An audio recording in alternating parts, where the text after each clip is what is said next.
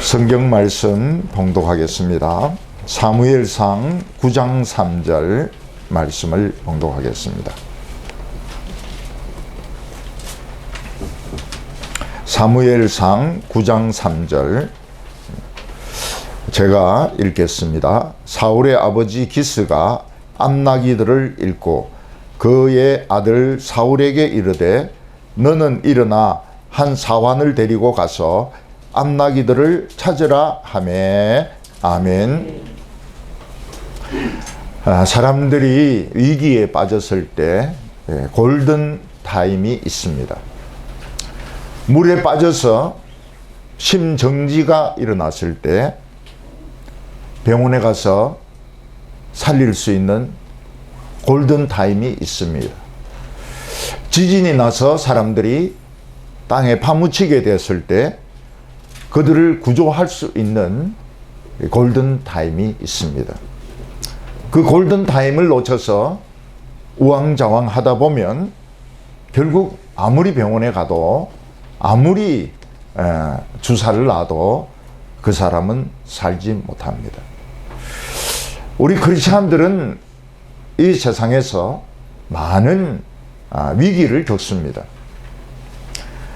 그때 그 시간 안에 하나님이 도와주시면 우리는 살지만 만약 하나님이 도와주시지 않으면 우리는 망하든지 아니면 죽습니다. 하나님이 우리를 살리시는 그 골든 타임은 얼마나 되는가? 언제 하나님은 우리를 도우시는가? 이게 항상 우리에게 어려운 문제로 닥쳐오고 있습니다. 우리가 이 세상을 살다 보면 해답이 없을 때가 많습니다. 어떤 결정을 내려야 되는데 어느 방향으로 결정을 내려야 될지 도무지 생각이 안 나는 때가 많이 있습니다. 저희 집 형제들은 어릴 때 부산에서 사는데 살 길이 없었습니다. 너무너무 형제들은 많고 수입은 없고 돈도 없어서 부산에서는 살 길이 없었습니다. 어머니께서는 이 아들들이 학교도 못 다니고 전부 빈둥빈둥 놀까 싶어서 걱정을 하셨습니다. 그때 큰형은 경남고등학교 3학년인데 대학에 간다는 것을 꿈에 꿀 수도 없었습니다. 다른 친구들은 다 대학 입시 준비하는데 우리 형은 생각할 수가 없었습니다. 어머니께서는 큰아들을 불러가지고 이야기했습니다. 돈도 없다. 동생도 많다. 너 대학 가는 거 포기해라. 그때 우리 형은 자기가 태어나서 처음으로 어머니 말씀에 불순종했다고 말합니다. 어머니 말씀을 거역하고 서울에 올라와서 서울공대 시험을 친 겁니다. 합격을 하니까 과외하는 그 집에 가서 살면서 그러면서 학교를 다녔습니다. 그래도 도저히 이 그때는 등록금이 얼마 되지 않았습니다. 근데 그 등록금을 못 내니까 형은 군대를 갔습니다. 군대를. 제일 편하다고 이야기하는 공군에 갔습니다. 편하기 뭘 편합니까? 그 선임이 와가지고 비행기는 왜 떠냐? 잘 모르겠습니다. 엉덩이에서 불이 나니까 뜨는 거야. 뜨게 해주겠어. 그게 막 얼마나 빠따로 치는지 도저히 견딜 수가 없더라는 겁니다.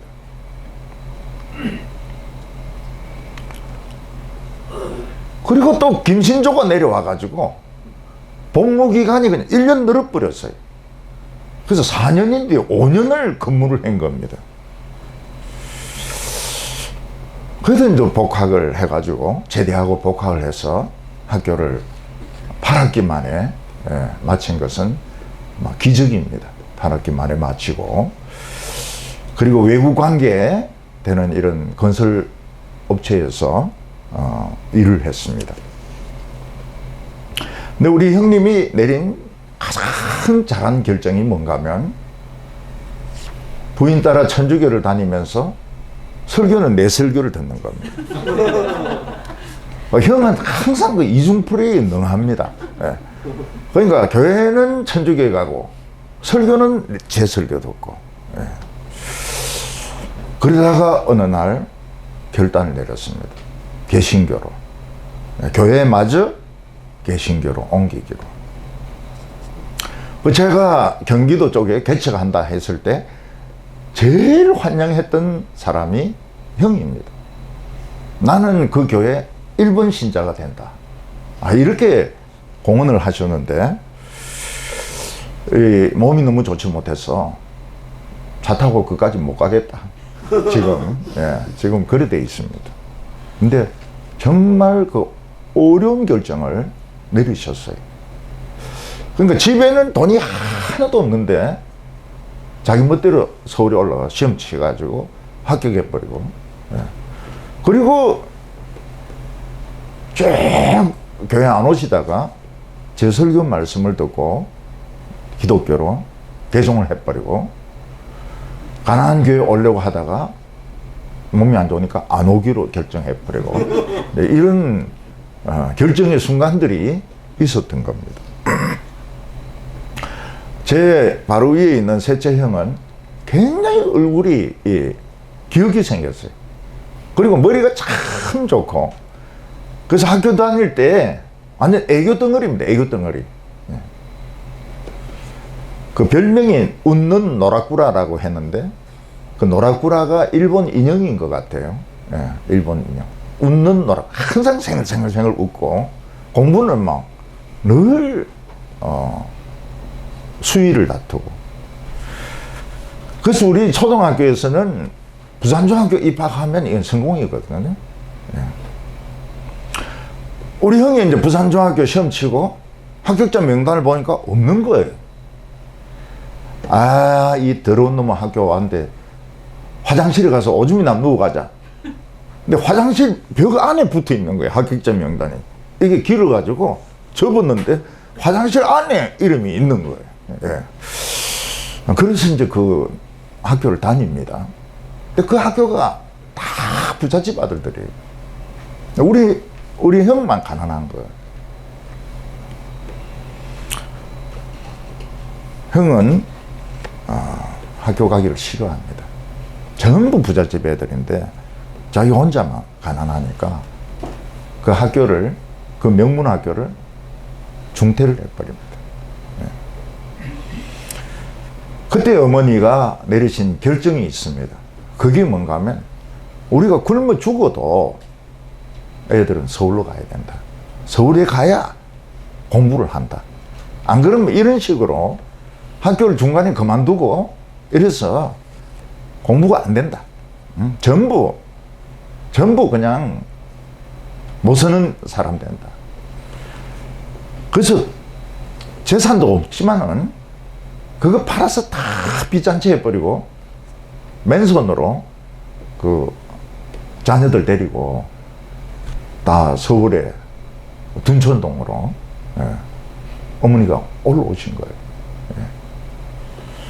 어머니가 그 결단을 내리신 것이죠. 그래서 우리가 대학교를 나온 겁니다. 우리가 부산에 있었으면 부산대학교를 갔죠. 돈이 뭐 교통비나 뭐 이런 게 없으니까. 근데 서울에 있으니까 서울대학교를 가는 겁니다.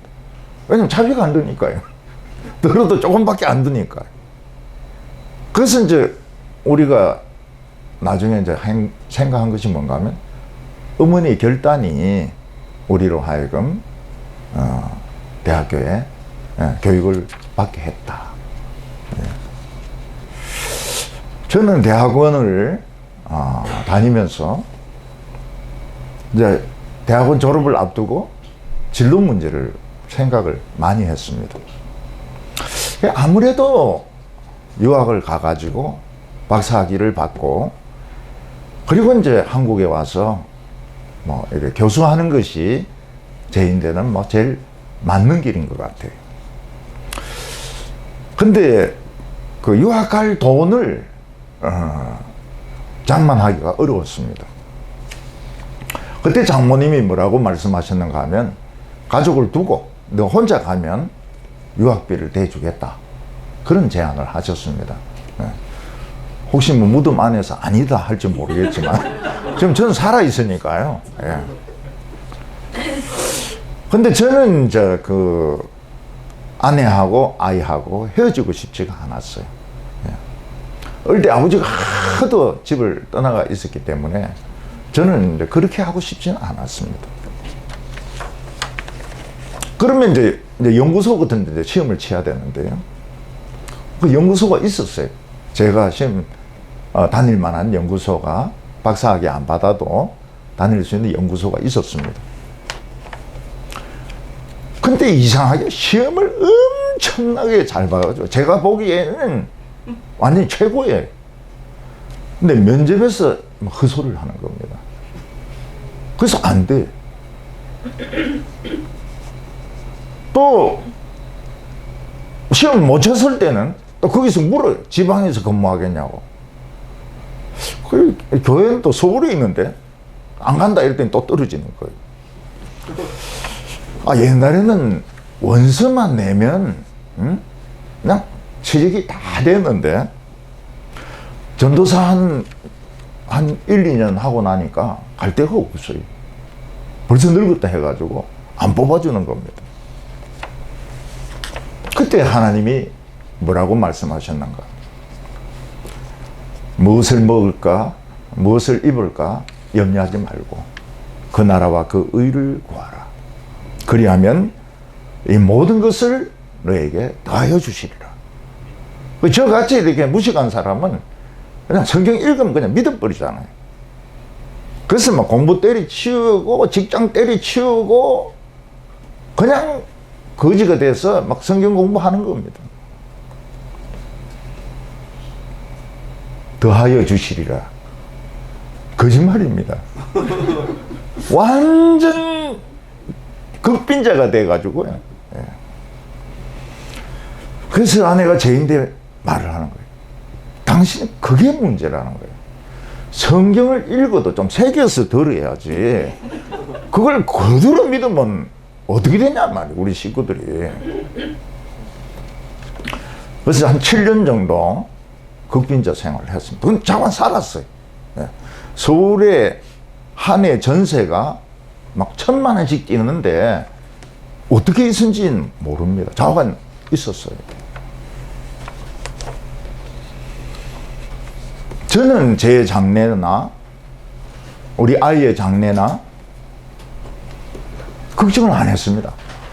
왜냐하면 모든 것을 더하여 주신다고 했기 때문에 제가 앞으로 뭐가 되고 우리 집 아이가 굶어 죽을 것인지 안 굶어 죽을 것인지 전 염려 안 했습니다. 왜냐하면 하나님이 알아서 하신다고 했으니까요. 근데 하나님은 더하여 주시지 않으셨어요. 네. 우리 애가 나이가 들어가는데 결혼 상대가 없는 거예요. 결혼 상대가. 네. 나이가 많이 넘었는데 결혼 상대가 진짜 없는 거예요. 그래도 저는 염려 안 했습니다. 맞다. 더하여 주신다고 했지. 그리고 우리 애 결혼을 포기했다고는 말할 수는 없고요. 그냥 생각을 안 했습니다. 근데 제 아내는 포기가 됩니까? 계속 소울거리면서 염려하는 거예요. 더하여 주신다 했는데 염려하는 거예요. 설계가 썩어버렸잖아요.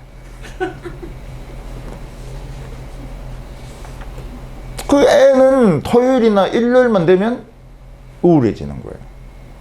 그 혼자 혼자 방에 있어야 되니까. 그러나 어느 날 성경적인 이름을 가진 아론이 나타나가지고, 이름이 성경적이라 해가지고 꼭 신앙 좋은 건 아닙니다. 퇴근하면서 시연이 손에 자기 전화번호를 딱 적어주고 가는 거예요. 그리고 한두 달 있다가 프로포즈를 딱 합니다. 그 시연이가 못 받겠다 그랬어. 맨 땅에서는 프로포즈를 안 받는다. 어디서 하냐? 우리가 락클라이밍을 하거든요. 절벽에 기 올라가 가지고 거기서 이 반지를 주면서 Will you marry me 해야 된다는 거예요. 이 에론이 고소공포증이 있어요. 시연이는 락클라이밍이 이 취미고, 그래서 그 올라가 있는데 막 벌벌벌 떨면서 올라가긴 올라갔어요. 그래서 이제 청혼해가지고 결혼을 한 겁니다. 더하여 주시리라. 맞았어요. 키가 굉장히 큽니다. 더하여 주셨어요. 한 2인분 정도. 스티브 잡스는 하나님을 믿는 사람이 아닙니다.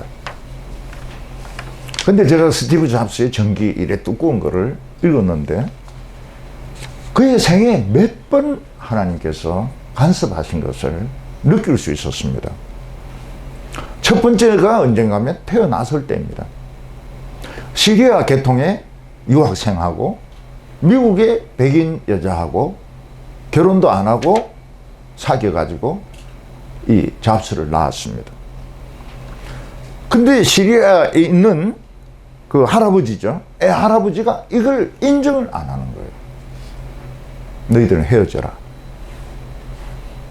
그래서 스티브 잡스는 결국 입양을 하게 되는데, 입양 조건이 대학까지 공부시키겠다 하는 그런 조건으로 기능공 출신의 그 잡스라는 사람의 아들로 입양이 됩니다. 잡스는 성격이 너무 괴팍해가지고요, 학교에 적응을 못합니다. 선생님을 애를 먹이고 아이들을 애 먹이고, 그래서 이 학교에서 퇴학당하고 저 학교에서 퇴학당하고 다닐 학교가 없는 거예요. 그래서 결국은 굉장히 비싼 사립학교를 다니는데 이 잡스가 수입이 적으면서도 보냅니다. 약속 때문에. 그리고 이제 대학에 입학해가지고 공부에 관심이 없어요. 공부가 재미가 없어요. 근데 글자 꼴에만 관심을 가지는 겁니다. 그래서 그 글자 꼴에 대한 그 강의, 그런 것만 듣고 대학 졸업을 안 해버립니다. 그는 아버지에게 회사를 차리겠습니다. 그래서 아버지의 그라지, 자동차 그 두는 거기서 창고에서 애플을 세우게 됩니다. 그 글씨에 관심을 가졌기 때문에 거기서 개발한 맥킨토시가 제일 인쇄 글씨가 이뻤습니다. 그래서 인쇄 편집은 맥킨토시. 맥킨토시는 다른 컴퓨터하고 호환도 안 돼요. 일부러 호환을 안 시키는 겁니다. 독점하려고. 그 맥킨토시가 성공을 해가지고 돈을 벌어요. 돈을 많이 법니다. 근데 맥킨토시 2를 개발했는데 이게 너무 프로그램이 적은 거예요. 자기는 성공의 환상에 젖어 있고, 근데 결국 맥킨토시 2가 실패하는 바람에 자기가 세운 애플사에서 쫓겨납니다. 그때 성공자에서 실패자로 바닥으로 떨어진 거예요. 한참 성공하다가 맥킨토시, 우리나라도 편집은 맥킨토시로 했습니다. 근데 완전히 밑바닥으로 떨어진 거예요. 자기 돈을 가지고 넥스트라 이러는 컴퓨터 회사를 세웠습니다. 조금 돈을 벌었어요. 그 돈을 가지고 이제 픽사라고 하는 애니메이션 회사를 이제 인수를 합니다. 근데 픽사에서 토이 스토리, 장난감 이야기, 1, 2, 그게 대히트를 치는 겁니다. 토이 스토리 2가 엄청난 돈을 벌어들이는 겁니다. 네. 그래서 애플사로 돌아와서 다시 회장이 됩니다. 아이패드를 개발하고. 네. 스티브 잡스의 생애를 보면 하나님이 그를 살리시고 하나님이 그를 성공하게 하신 것을 너무 분명하게 느낄 수 있습니다. 근데 스티브 잡스는 하나님을 안 믿었습니다. 마찬가지로 우리 인생에 하나님이 일하실 때가 있습니다. 하나님이 길을 열어주시기도 하시고 하나님이 배우자를 만나게 하기도 하시고 하나님이 직장을 주시기도 하시고 어떤 때는 실패하게도 하시고 어떤 때는 상상할 수 없을 정도로 성공하게 하기도 하시고 언제가 하나님의 타이밍일까? 하나님의 뜻이 무엇인가? 그걸 모르기 때문에 우리는 계속 하나님과 싸웁니다. 신앙생활을 하면서 하나님과 싸우고 시간을 자꾸 딜레이를 시키는 겁니다. 하나님은 우리 한 사람 한 사람에 대해서 너무 놀라운 꿈을 가지고 있기 때문에 우리가 그걸 믿지 못하는 겁니다. 그러니까 내가 할 수 있는 거 가지고 막 고집을 부리는데 하나님의 뜻이 안 이루어져요. 하나님의 뜻은 무조건 다 이루어지는 거 아닙니다. 고집 부리면 안 이루어집니다. 제가 어렸을 때, 이런 꼬마일 때, 우리 외할머니가 계셨습니다. 크리스찬이죠. 크리스찬이 아주 곱게 늙으신 할머니인데, 그 할머니가 엄마의 사주를 받은 것 같아요. 할머니가 그렇게 나를 알 수가 없거든요.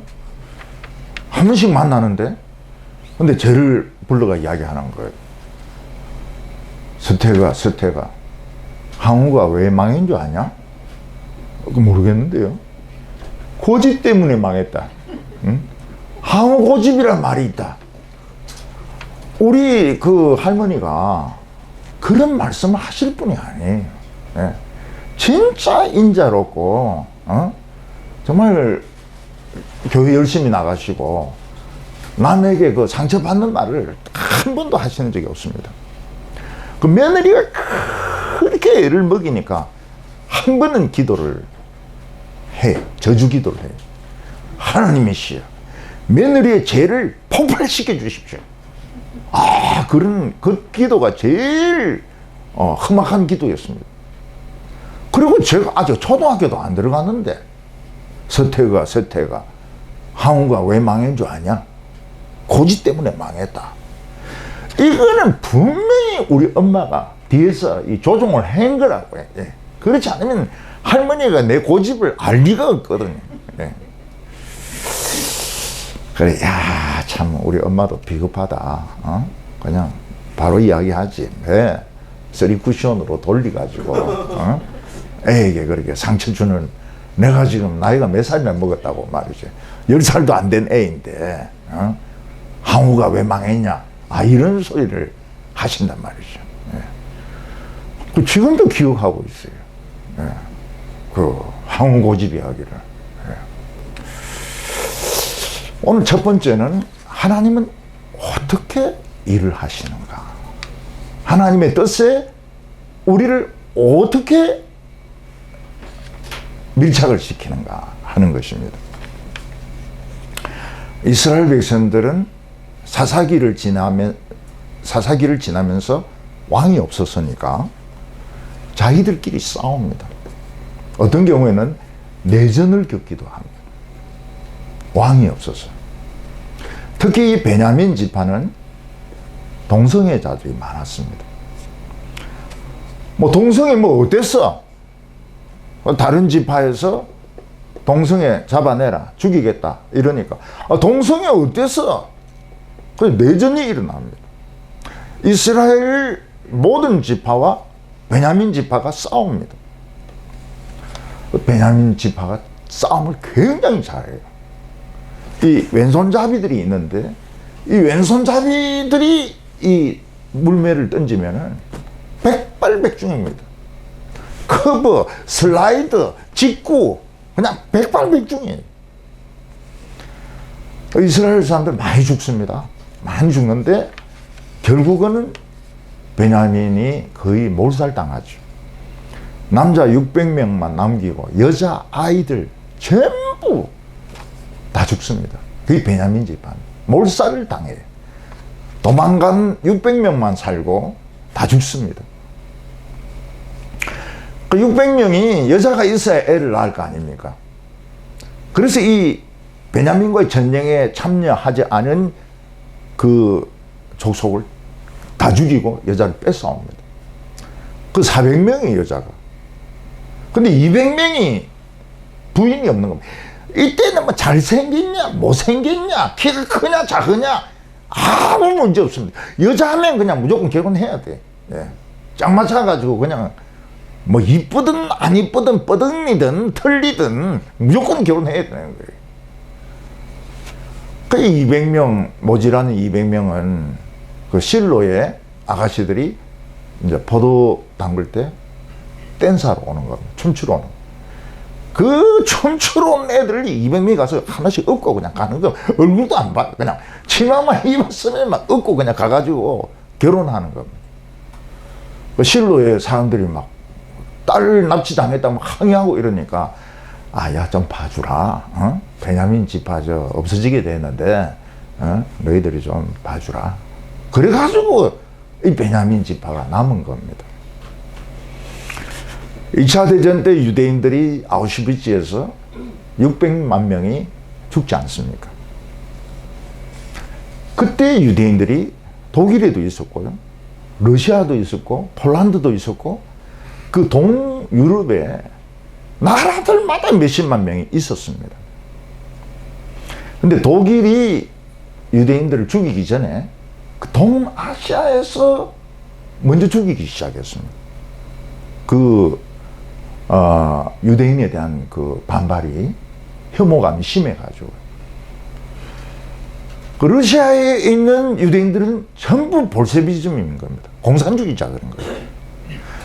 그러니까 히틀러가 러시아를 공격한 것은 러시아 공산주의자 다 유대인이다. 그 포로들 200만 명을 굶겨 죽입니다. 이거는 가스실에 죽은데 안 들어가요. 숫자가. 예. 그냥 러시아군을 200만 명을 굶겨 죽였다는데 자기들은 이 볼셰비스트들은 유대인이라고 보는 겁니다. 실제로 또 유대인들이 많았고요. 유대인들 중에서 공산주의자들이 많았고요. 폴란드에서는 그냥 유대인들 잡아서 자기들이 죽였습니다. 그리고 독일에 넘겨주고요. 아우슈비츠 보내도록 넘겨주고요. 유대인들은 도망갈 데가 없어요. 미국은 이민법으로 이민을 안 받습니다. 유대인들 오는 걸 굉장히 골치 아프게 생각해요. 영국도 똑같습니다. 말로는 그러니까 미국하고 영국이 유대인들을 살릴 수 있는 그런 액션을 안 하는 거예요. 아우슈비츠를 공습을 안 하는 거예요. 알면서도. 그러니까 이 유대인들은 살 수가 없는 겁니다. 이 지구상에서. 근데 하나님이 독일을 패배하게 하셔서 유대인들에게 살 길을 주셨습니다. 하나님이 일하는 시기는 언제일까? 우리가 제일 어렵고 절망적일 때입니다. 자신들의 힘으로는 아무것도 할 수 없을 때, 내란으로 여자들과 아이들까지 다 죽은 베냐민 지파를 하나님은 택하셨습니다. 유다 지파를 택하신 것도 아니고 에브라임 지파를 택하신 것도 아니고, 정말 이스라엘에서 이 동성애자들, 이것들 막 지켜주려고 하다가 그냥 몰살당한 이 베냐민 지파를 불쌍히 여겨주셨어요. 왜냐하면 이스라엘 중에서 제일 비참하니까요. 그래서 하나님은 어렵고 힘들고 비참한 사람에게 먼저 기회를 주시는 것 같아요. 좋은 찬스를 먼저 주시는 것 같아요. 지금 겨우 그냥 먹고 살고 미래에 대해서 가능성도 보이지 않을 때 그 사람은 축복의 찬스를 먼저 받을 수 있습니다. 네. 그래서 난 망했다, 나는 앞길이 보이지 않는다, 근데 이렇게 생각하면 하나님하고 싸우고 있는 겁니다. 네. 그건 대결하고 있는 거예요. 나는 제일 먼저 축복을 받을 기회가 올 거다, 이렇게 생각을 해야 됩니다. 이때 하나님이 누구를 주목하셨는가 하면 이 베냐민 지파, 제일 약한 베냐민 지파의 사울이란 청년을 주목했습니다. 사울의 특징은 키가 다른 사람보다 어깨보다 더 크다는 겁니다. 성경은 사울에 대해서 준수하다 이렇게 말하고 있습니다. 이스라엘 자손들 중에서 사울보다 준수한 자가 없었다. 잘생겼다는 말인데, 이 잘생겼다는 게 나라와 지방마다 개념이 다 틀린 겁니다. 요즘 우리나라에서 잘생겼다 그러면, 특히 서울 지방에서 잘생긴 남자다 이러면 말라야 됩니다. 말라야 되고 키가 커야 되고 배에 왕자가 새겨져야 됩니다. 식스팩. 그게 잘생긴 거예요. 서울은 뚱뚱하게 생긴 이런 사람은 절대로 잘생겼다고 안 합니다. 아니, 노골적으로 이야기해. 왜 그래 못생겼냐고. 근데 대구에 오니까 뚱뚱하고 덩치 크고 이런 사람들이 준수하다 그래요. 얼마나 많은 할머니들이 제보고 잘생겼다 하는지 모르겠어요. 그래서 제가 지방을 잘 골랐구나 하는 생각이 들었죠. 우리 목사님 진짜 인물 끝내준다. 그게 뭔가 하면 크다는 거예요. 서울 개념하고 달라요. 미국의 영화 배우 보면 다 키가 큽니다. 말랐고 키가 큽니다. 그러니까 키가 작으면 일단은 영화 배우 연기력이 뛰어나도 좀 어려워요. 여자 배우들도 키가 커야 됩니다. 연기력이 아주 뛰어난 그런 여자 배우도 있거든요. 그런데도 이 키가 좀 작으니까 영화에 많이 출연 못 하더라고. 키가 커야 돼. 이 사울은 일단 키가 큽니다. 이게 이제 이스라엘에서는 미남의 조건이죠. 그리고 사람이 굉장히 샤이해. 부끄러움이 많아요. 그래서 왕으로 뽑힌 뒤에도 부끄러워가지고 막 짐 사이에 숨었습니다. 그래서 잡혀서 나왔어요. 왕으로 뽑혔는데 막 V자 뽑고 막 이러는 게 아니고 너무 샤이해가지고 부끄러워서 숨어버렸어요. 하나님은 참 부끄러워하고 키는 크고 이런 집안은 보잘것없고 이런 사울을 택하신 겁니다. 그래서 우리 성도님들 중에서 난 성격이 너무 좀 사교적이지 못해. 나는 좀 너무 샤이해. 난 너무 낯가림이 심해. 그러면 뽑힐 가능성이 있습니다. 예, 뽑힐 가능성이 있습니다. 근데 하나님은 직접 사울에게 나타나셔서 너 왕이 된다. 준비해라. 그런 말씀을 안 하셨습니다. 일체 말이 없습니다. 그 대신에 사울을 말씀을 듣는 자리로 가게 했습니다. 이게 하나님의 일하시는 방법입니다. 하나님은 꿈에 나타나 가지고 너를 왕으로 삼았다 이렇게 안 하십니다. 개꿈입니다. 말씀을 듣는 자리로 가게 하십니다. 그게 뭔가 하면 사울의 집에서 큰 손해가 발생한 겁니다. 사울의 집에는 몇 마리인지 모르겠지만 암나귀들이 여러 마리 있었습니다. 이스라엘은 산지가 많아가지고 말보다는 나귀가 훨씬 이게 이용하기가 좋아요. 사람이 타고 다니기도 쉽고 물건을 옮기기도 쉽고, 말은 평지에서 달리는 거죠. 이 암나귀가 농사도 짓고 장사도 하고 운송도 하고 이러기에는 나귀가 굉장히 이게 중요한 겁니다. 근데 이 암나귀들이 싹 없어져 버렸어요. 어디로 간지도 몰라요. 사울의 아버지가 화가 났어요. 사울을 불러가지고 너는 도대체 집에서 뭐 하길래 나귀가 없어진 것을 몰랐느냐. 너는 도무지 쓸모없는 놈이다. 너는 당장 가가지고 종 하나 데리고 당장 가가지고 나귀들 찾아오너라. 그래서 사울은 종 하나를 데리고 나귀를 찾으러 갑니다. 하나님이 사울을 부르시는 방법이 뭡니까? 말씀을 들을 수 있는 자리로 가도록 어려움을 주신 겁니다. 사울은 에브라임 지파 산지를 싹 다 돌아봅니다. 그 옆에 있는 다른 도시도 다 돌아봅니다. 자기 지파인 베냐민 땅도 다 돌아봅니다. 나귀가 있어야 밭도 갈고 짐도 나르고 사람도 타고 다니는데 나귀가 없는 바람에 이 집은 뭐 일하거나 어디 이동할 수 있는 방법이 없어진 겁니다. 엄청난 경제적인 손실이 생긴 것입니다.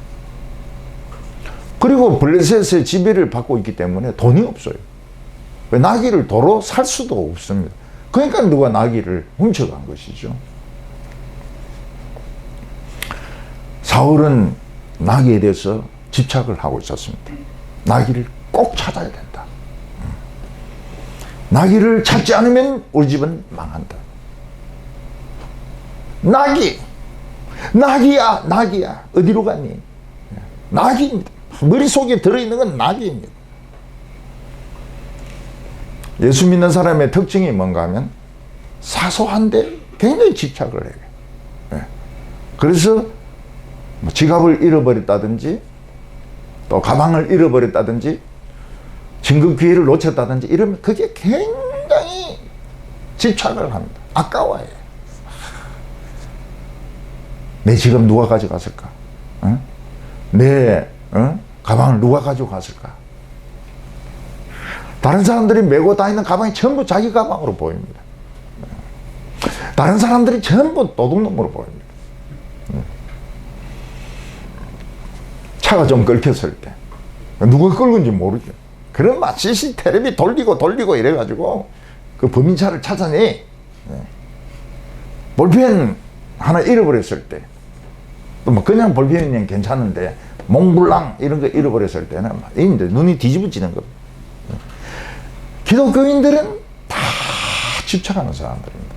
작은 것에. 목사는 어떨까요? 더욱더 집착하는 사람입니다. 더 집착이 강해요. 교인 한 명 줄어들면 막 부목사들 막 조집니다. 제가 어떤 교회 가봤더니 월요일은 쉬고 화요일 날은 부목사들 죽인 날이에요.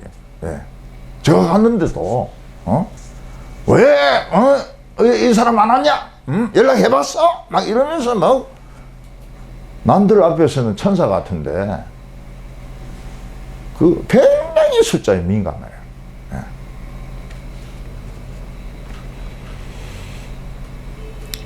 사소한 일에 목숨을 건다. 그런 말 많이 하죠. 예. 아주 그 작은 일에 목숨을 거는 거예요. 예. 아니 다른 차가 좀 끼어들면 나 끼어들라고 하면 되죠 뭐. 예? 끼어들면 근데 빡빡 그런 게 우리가 대한민국입니다. 대한민국. 영국에 가면 끼어들려고 깜빡이 켜면 100% 양보입니다. 양보. 100% 끼어들게 해요. 한국은 100% 못 끼듭니다. 속도를 더 올리, 어디 금방지게, 형님 앞에 들어오려고 하느냐. 속력을 더 올려. 그래서 이제 외국에 가면 교통사고가 나는 게 이제 이런 습관들이 달라서 그런 겁니다. 뭐 양보한다든지 뭐 이런 게 다른데 한국은 깜빡이 켜는 순간부터 속력을 내기 시작합니다. 우리 교회 작년 일부 노인들 아닙니까? 집에 갈 때 신발 바꿔 신고 가요. 네. 딱 가보니 내 신발이 아니거든요. 그러면 이제 교회 전화해가지고 내 신발 가지고 오라는 거예요. 내 신발 가지고. 어떤 할머니가 신고 간지 모르는데 내 신발 자기가 오는 게 아닙니다. 전화 걸어가지고 교회에서 가져오라는 거예요. 근데 또 다른 할머니가 또 다행스럽게 전화를 하면 내 신발이 아니라고. 그럼 부장은 뭐 하는 사람입니까? 이 집에 가서 신발 가져와 가지고 저 집에 갖다 주고 저 집에서 신발 가져가 이 집에 가 이게 이제 부장이 하는 일이에요. 예. 요건 시큰 얻어먹고. 예. 아니 누가 내 신발을 신고 갔냐고 말이야. 저희가 딴 신발을 신고 안 오고. 아무리 설교에서 은혜 받아도 주차장에서는 신자가 아닙니다. 주차장에서는. 네. 주차장에서는 신자가 못 돼요. 네.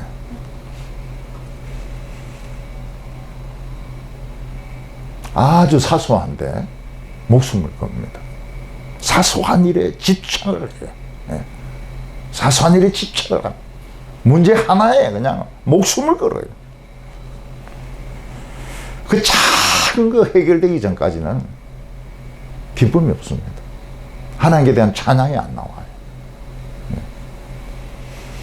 모든 사람이 밉습니다. 이 세상이 미워요. 사울은 이 나귀에 집착하고 있습니다. 나중에 보면 나귀 이야기가 얼마나 많이 나오는지 몰라요. 오직 나귀입니다. 사울은 나귀를 찾아야 돼. 근데 나귀가 아무리 차이도 없습니다. 그때 사울이 결국 포기합니다. 나귀는 못 찾겠다. 집에 가자. 집에 가자. 아버지가 우리 걱정을 다 하시겠다. 이러면서 이제 포기를 하는 겁니다. 하나님이 우리에게 축복을 주실 때 특징이 뭔가 하면 집안에 어려움을 주세요. 나귀를 잊어먹는다든지 병이 온다든지 뭐 직장에서 명퇴를 한다든지 뭐 아이 결혼에 문제가 생긴다든지 어려움이 막 생깁니다. 그게 막 집착을 하죠. 어머니는 자식의 문제에 막 집착을 하죠. 그 설교 없는 여자분들이 많은데 다 이게 다 그래요. 애들 때문에 너무 막 속을 갈구어 가지고 아마 여성분들 한 반 정도는 쓸 게 없을걸요. 예. 고기를 못 먹어요. 예. 소화를 못 시키니까. 예. 딸 때문에, 아들 때문에. 사이가 막 자기 딸을 때리고 막 이러니까. 돈 안 벌어오고 놀고 이러니까.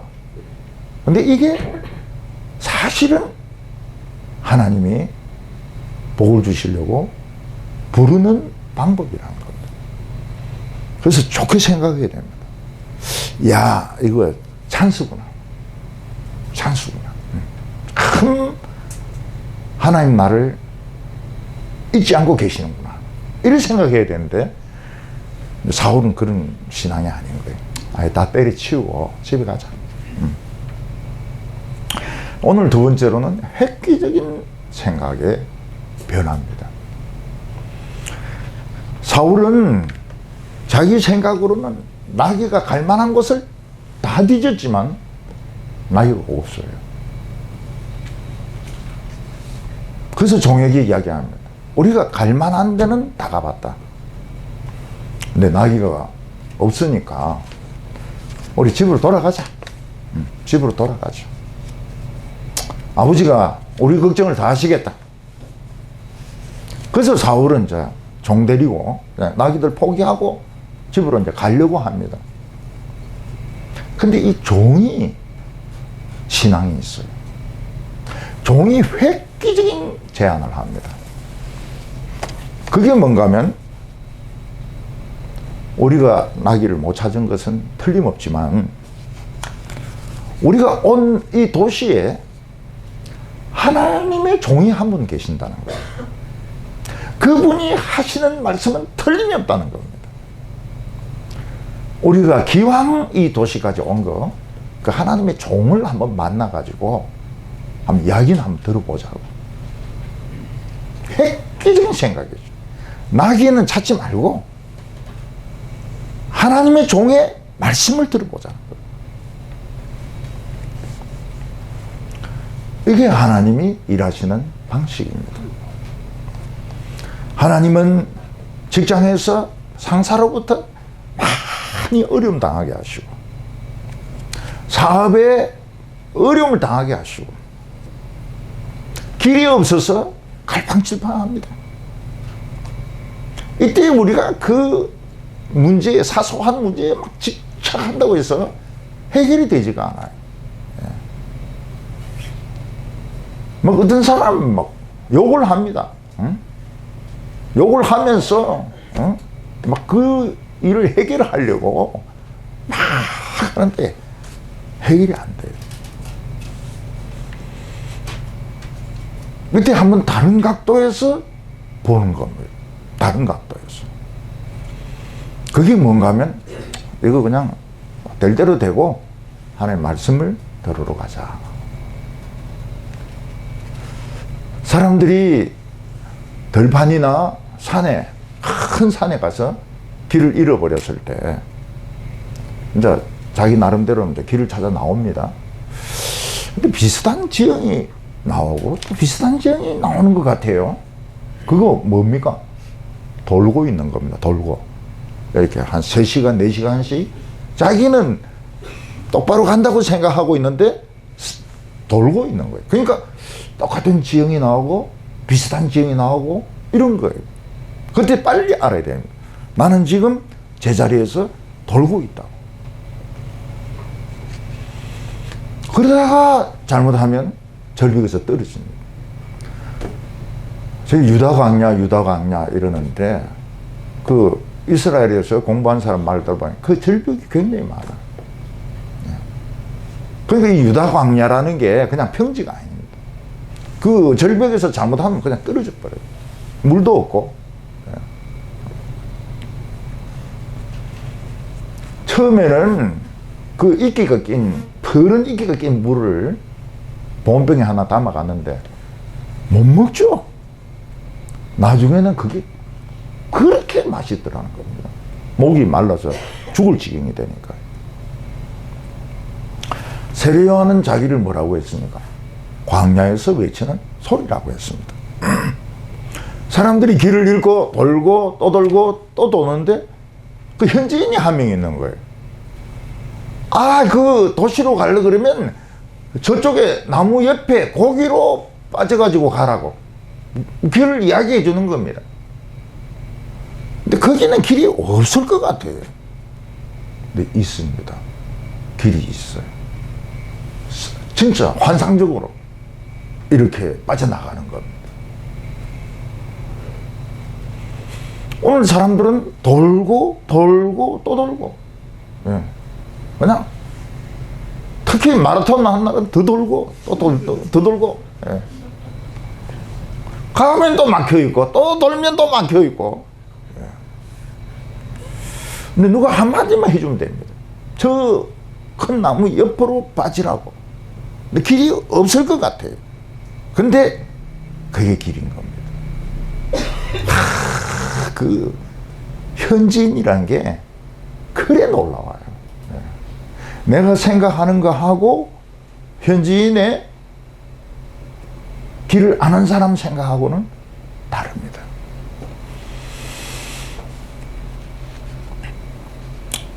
우리가 집안에 어려움이 생겼을 때, 경제적인 위기가 생겼을 때, 거기에 집착을 하면 할수록 돌고 또 돕니다. 이야기를 보면 같은 이야기 또 하고 또 하고 또 하고 또 해요. 아유, 나는 망했다.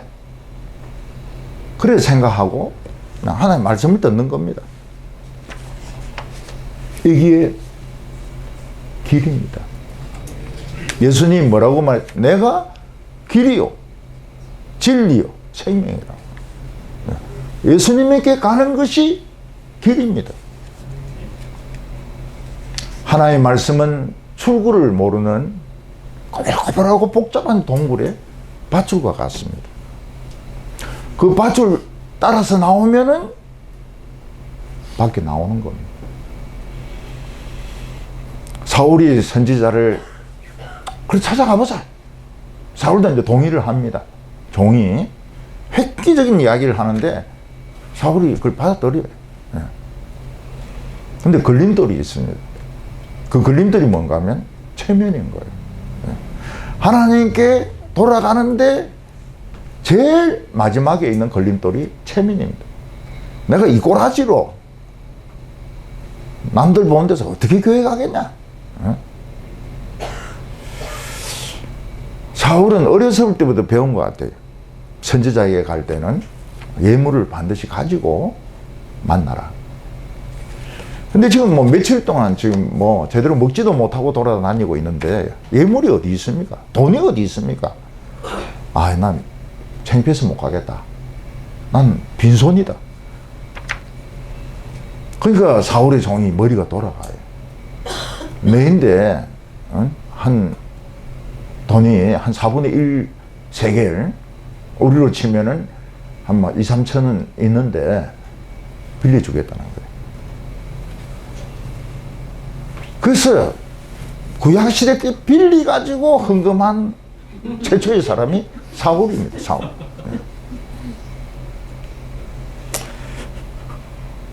저희들이 어렸을 때 돈이 없잖아요. 교회를 못 가요. 헌금이 없어서 못 가는 거예요.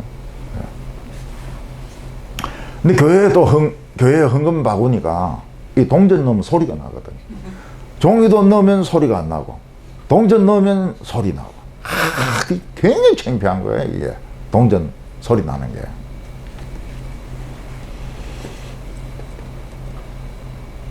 사울은 빌렸습니다. 빌렸어요. 그래서 교회에서 헌금 안 가져와가지고 옆에 사람 찔러가 빌리가 헌금 내는 거 꼭 나쁘다고 보지 마세요. 그거 다 성경에 있는 성경적인 거니까요. 길을 잃었을 때 교회 직분, 교인들의 수 아무 도움 되지 않습니다. 자존심 버리고 고생하는 거 각오하고 말씀대로 가는 거. 땅 끝까지. 네, 땅 끝까지. 선지자가 마라도에 있다면 어떡하겠습니까? 그럼 마라도까지 가야 되는 거예요. 마라도. 네. 말씀 전하는 곳까지 가야 됩니다. 그게 획기적인 사고방식인 겁니다. 오늘 마지막으로는 하나님이 사울을 기다리고 계셨습니다. 사울이 찾아간 성의 선지자는 사무엘이었습니다. 사람들은 사무엘을 선견자라고 불렀습니다. 옛날 이스라엘 백성들은 선견자하고 선지자하고 잘 구별을 못했습니다. 선견자는 환상으로 미래를 보는 사람이고 선지자는 음성으로 듣는 사람입니다. 근데 이 구별이 없어요. 선견자가 선지자고 선지자가 선견자고 구별이 없습니다.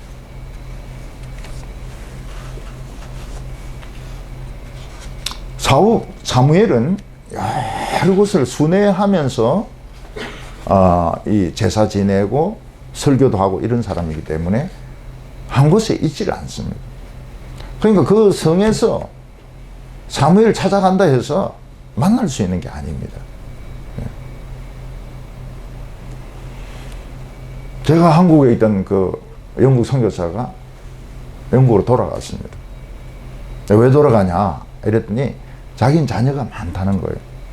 그래서 선교단체에서 자기에게는 돈을 많이 줘야 된다는 거예요. 젊은 사람 오면은 돈을 줄일 수 있으니까 자기는 영국으로 돌아간다는 겁니다. 영국 교회 실상이 어떻습니까? 한 교회 한 목사가 있지 않습니다. 그러면 먹고 살 수가 없어요. 그러니까 한 목사가 4개나 5개, 6개의 교회를 돌면서 책임을 져야 됩니다. 그리고 부인은 백화점에 가서 알바를 해야 됩니다. 영국에 있는 성공의 목사들의 현실이 그래요. 그만큼 어렵습니다.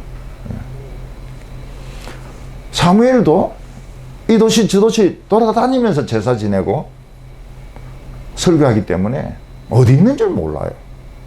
GPS 없으면 못 찾습니다. 그런데 하나님의 뜻이 얼마나 놀라운가 하면 사울이 그 성에 들어가서 하나님의 선견자가 있느냐 물어 있다는 거예요. 조금 전에 산당으로 올라갔는데 빨리 가면 만날 수 있다는 겁니다. 딴 도시 가기 전에 만날 수 있다는 겁니다.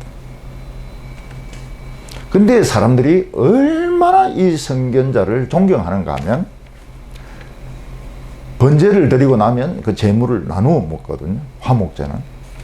근데 선견자가 오기 전에는 절대로 손을 안 댄다는 겁니다. 선견자가 축복 기도하고 먼저 드셔야 다른 사람이 먹을 정도로 그렇게 예의를 지킨다는 거예요. 우리는 그럴 필요 없습니다. 먼저 그냥 배고픈 사람 먼저 먹으면 돼요. 또 선견자가 이 포크를 안 드네 이래가지고 기다리고 그렇게 하지 마시고요. 그냥 배고프면 그냥 먼저 드세요. 사울은 지금 나귀를 못 찾아서 속이 상했습니다. 집에 경제적인 손실 때문에 화가 났습니다. 근데 하나님의 뜻은 어디 있습니까? 사울을 왕으로 삼는 겁니다. 블레셋과 싸워가지고 이스라엘 사람들에게 자유를 얻게 하는 겁니다. 이 스케일이 나귀하고 왕하고 엄청난 그 농사 짓고 물건 옮기고 하는 거하고 이스라엘 백성들에게 자유를 얻게 하는 이거하고는 엄청난 차이가 있지 않습니까? 사울은 자기에게 생긴 손해로 짜증을 부립니다. 신경질을 냅니다. 헌금이 없다고 해서 막 포기하려고 합니다. 근데 하나님은 사울에 대하여 이 샤이한 청년에게 대인관계가 안 좋아요. 샤이한 거예요. 근데 어마어마한 계획을 가지고 계신 겁니다. 하나님은 우리에게 다 어마어마한 계획을 가지고 계십니다. 근데 우리가 고집을 부리고 말씀드리러 안 가면 그래도 하나님 뜻이 이루어질까요?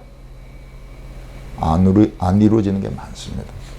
뜻이 하늘에서 이룬 것 같이 땅에서도 이루어지이다. 이런데 땅에서는 안 이루어지는 경우가 많습니다. 뭐 때문에? 고집 때문에. 고집 때문에. 그래서 사실 저는 고집 때문에 고생을 많이 했습니다. 우리 할머니 말씀이 맞아요. 고집 때문에 고생을 엄청 많이 해가지고 지금은 딱 보면 압니다.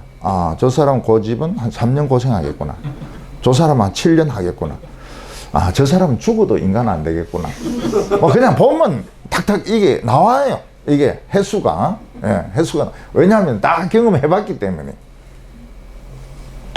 그러니까 하나님은 뜻을 가지고 있는데 집착하고 고집 부리고 이러면은 그럴수록 손해입니다. 그리고 뜻이 날아가 버려요. 축복받을 기회가 없어져 버립니다. 사울이 그 성에 들어가니까 사무엘이 내려옵니다. 만나러 내려와요. 그래서 이 사람이 선지자인지 몰라가지고 그 노인에게 묻습니다. 선지자가 어디 있냐고. 이러니까 내가 선견자다. 내가 선견자다. 산당으로 올라가라. 산당으로 올라가라. 거기서 너를 만나겠다고. 사울이 산당에 이제 올라갔습니다. 선견자가 오니까 다 이제 인사를 하는 거죠. 존경하는 하나님의 종이니까요. 그때 어떻게 합니까? 사울을 제일 상석에 딱 앉힙니다. 그 머리가 하얀 노인들이 그렇게 많은데 이 새파랗게 젊은 사람을 최고 상석에 딱 앉힙니다. 이게 뭡니까? 리스펙트. with respect. 존경을 보이는 거예요. 앞으로 이스라엘의 왕이 될 사람에게 대한 리스펙트를 보이는 겁니다. 이게 하나님의 나라의 특징입니다. 아직 평신도예요. 집사입니다. 근데 하나님이 크게 쓰실 인물은 리스펙트를 보이는 거예요. show respect. 아니 선견자에게 선견자가 어디 있느냐 묻는 거예요. 모릅니까? 교회도 그런 일이 있습니다. 담임 목사에게 묻습니다. 담임 목사님 어디 있냐고. 내라고 그러죠. 근데 그것까지는 괜찮아요. 큰 목사님 어디 있습니까? 요 분들은 절에서 온 분들이에요. 절에서는 큰 스님, 작은 스님 이러거든요. 어떤 분은 막 그 정도에서 좀 지나가 부목사, 새끼 목사님 어디 있습니까? 새끼들은 지금 어디 있습니까? 이럽니다. 큰 목사님, 새끼 목사님 이렇게 구분을 합니다. 명확한 구분이죠. 온 이스라엘이 사모하는 자가 누구냐? 사모하는 것은 눈이 빠지도록 기다리고 있는 겁니다. 눈이 빠지도록 기다리고 있는 사람. 영화를 보러 가면 막 선전합니다. 막 상품 선전하고 이제 국가 홍보 막 합니다. 사람들은 그 길면 길수록 짜증이 나요. 빨리 영화가 빨리 시작해가지고 주인공이 나타날 때 나는 걸 눈이 빠지도록 기다리는 거예요. 지금 온 이스라엘이 눈이 빠지도록 기다리고 있는 사람이 누구냐? 너다는 거예요. 너. 염소에 지금 집착하고 있는 너가 주인공이라는 거예요. 주인공.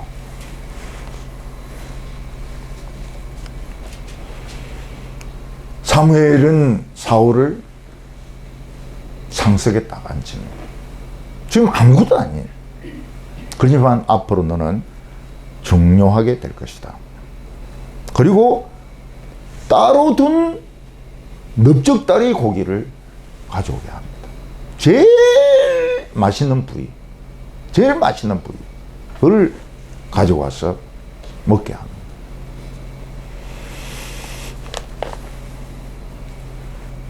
이때 우리가 감히 넓적다리를 먹을 수 있을까요? 겸손한 우리가 그런 부분을 막 먹어도 됩니까?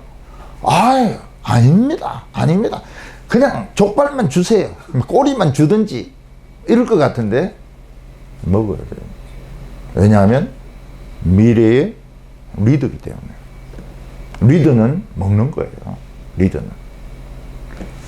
리스펙트, 존경을 보이면 받아들이는 거예요. 아닌데 어디에? 그렇게 할 필요가 없어요. 감사합니다. 상석에 앉고. 그게 훈련이거든요. 훈련. 자신의 이 자아상을 바꾼다는 게 쉬운 게 아니에요. 상석에 앉고, 그리고 그 최고의 음식을 먹고, 그리고 리더가 되는, 킹이 되는 겁니다. 사울은 그 음식을 먹음으로써 옛날의 사울이 아닙니다. 염소에게 집착하는 사울이 아닙니다. 이스라엘을 리드하는 지도자 사울이 되는 겁니다. 그걸 뭐가 바꿉니까? 고기가 바꿔요. 먹는 음식이 바꿔요. 아, 아닙니다. 나는 그 김치국밥이나 먹으랍니다. 이러면은 안 바뀌는 거예요. 리더는 딱 자기 자신의 그 위치를 딱 생각해야 됩니다. 맛있는 거 사주면 다 먹어야 돼. 다 받아야 돼. 평범하던 청년이 산당에서 고기 먹으면서 변합니다. 이스라엘의 리더로서. 그래서 한 번씩 저는 그 좋은 요리집에 가야 된다고 생각해요. 아, 크리스찬들은 금소해야 된다. 맨날 그냥 짜장면만 먹어야 된다. 뭐 이럴 필요 없어요. 먹을 때는 먹고. 전 지금도 이해가 안 되는 게 있어요. 왜 오늘날 사람들이 보리밥집에 가서 먹을까? 몸에 좋다고 하는. 아무리 몸에 좋아도 그렇죠. 우리가 왜 보리밥을 먹습니까, 지금? 제가 옛날에 이 대구에 한번 그 성수유니온에 그 집회를 왔을 때, 참 귀합니다. 이러면서 그 보리밥집으로 데리고 가더라고요. 어릴 때 얼마나 그거 많이 먹었는데. 그거 먹고 방에 얼마나 가스가 충만했는데. 그냥 움직이면 뭐 전부 뿡뿡뿡뿡 하거든요. 그래서 제가 그 보리밥집 주인에게 이야기했죠. 나는 쌀밥을 가져오라고. 리더니까.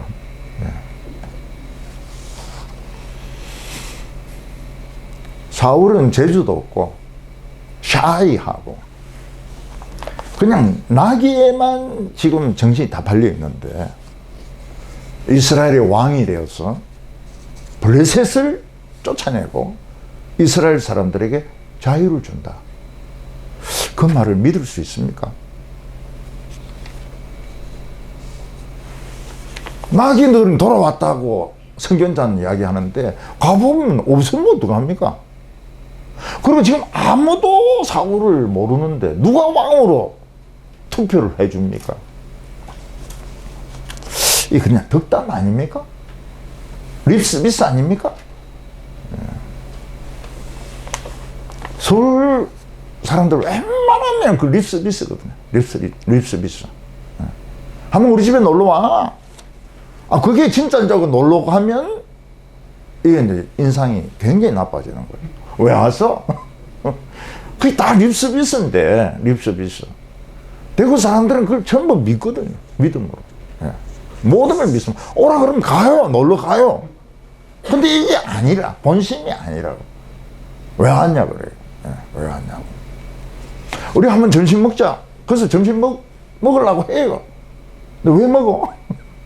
전부 립서비스. 그래서 립서비스와 진짜로 하는 말 구별하는데 3년 걸립니다. 그거 구별하면 서울 사람이 되는 겁니다. 저는 어디 사람입니까? 저는 그걸 구별하죠. 립서비스하고 진심하고 구분을 하죠. 이 립서비스 아니에요? 덕담 아니에요?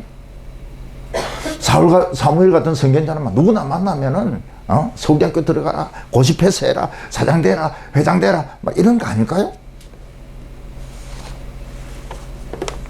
자기가 누군지 아는 사람도 없는데 지금 나기 때문에 지금 지금 짜증이 나 있는데 믿을 수가 없어요. 그러니까 사무엘이 증거를 보여줍니다. 내가 증거를 보여주겠다. 이게 하나님의 말씀인 증거를 보여주겠다. 3가지 증거인데, 첫 번째는 너가 라헬의 묘지에 갔을 때 2사람을 만날 거다. 2사람이 너에게 무슨 이야기를 하느냐? 낙이 찾았다고 할 것이다. 2번째는 다볼산 상수리나무, 도토리나무 아닙니까? 거기서 세 사람을 너가 만날 것이다. 한 사람은 염소 새끼 3마리를 가지고, 한 사람은 떡 3개를 가지고, 한 사람은 포도주 한 부대를 가지고 너에게 인사할 거다. 그리고 떡덩이 2개를 줄 거다. 이거는 어렵죠. 굉장히 섬세하지 않으면 이거는 이루어질 수가 없습니다. 염소를 3마리 끌고 올지 2마리 끌고 올지 1마리 끌고 올지 어떻게 알고, 예. 떡을 가져올지 안 가져올지 어떻게 알고, 그 2개를 누가 준다고 장담할 수 있습니까? 그리고 이제 마지막으로는 너가 하나님의 산에 갔을 때, 그게 예루살렘입니다. 하나님의 산에 갔을 때 블레셋 부대가 있습니다. 그 부대 앞을 선지자들이 음악을 연주하면서 내려오는 거예요. 그게 쉬울까요? 블레셋 사람들 부대 앞에서 선지자들이 찬송가를 연주하면서 내려올 수 있을까요? 있다는 거예요. 그때 너는 성령을 받을 것이다. 그게 정표입니다. 안 믿으니까. 지금 염소에 대한 낙에 대한 애착을 버리지 못하니까요. 라헬의 무덤은 베들레헴 간 길목에 있습니다. 2 사람을 만나요. 모르는 사람입니다. 모르는 사람이 사울에게 뭐라고 말합니까? 암나기들은 돌아왔다. 이 사람들이 제정신으로 하는 말일까요? 아니면 지정신 아닌 말로 할까요? 지정신이 아니에요. 그냥 뭐에 씌인 거예요. 암나기 돌아왔다. 암나기 돌아왔다. 무슨 소리지? 그러고 가는 거예요. 그냥 하나님의 신이, 영이 씌여가지고 자기들도 모르는 이야기를 하고 가는 거예요. 다볼산 도토리나무 밑에서 3 사람을 만납니다. 진짜 한 명은 염소 3마리를 끌고 오고 있고, 한 사람은 떡 3덩어리를 가지고 있고, 한 사람은 포도주 한 부대를 가지고 있습니다. 인사를 해요. 그리고 떡 2개를 딱 줍니다. 이 얼마나 섬세합니까? 하나님이 우리를 인도하실 때 보면 너무너무 섬세하게 인도하시는 겁니다. 네.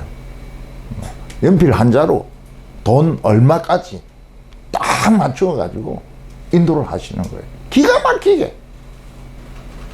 너무너무 정확하신 거예요.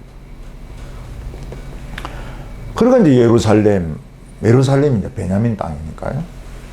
하나님의 산에 갔는데, 진짜 선지자들이 겁도 없이 찬송가를 막 연주하면서 블레셋 부대 앞으로 내려오는 거예요. 그 음악을 듣는 순간 사울에게 하나님의 성령이 임하면서 사람이 변해버립니다. 이 중에 제일 크고 중요한 것이 뭘까요? 떡 2덩어리일까요? 인사일까요? 나귀가 돌아온 걸까요? 떡 2덩어리일까요? 지금 배는 고파요. 그리고 지금 돌아다닌 건 나귀 때문에 돌아다닌 겁니다. 제일 어렵고 중요한 것이 뭘까요? 찬송 들으면서 하나님의 영이 임하는 겁니다.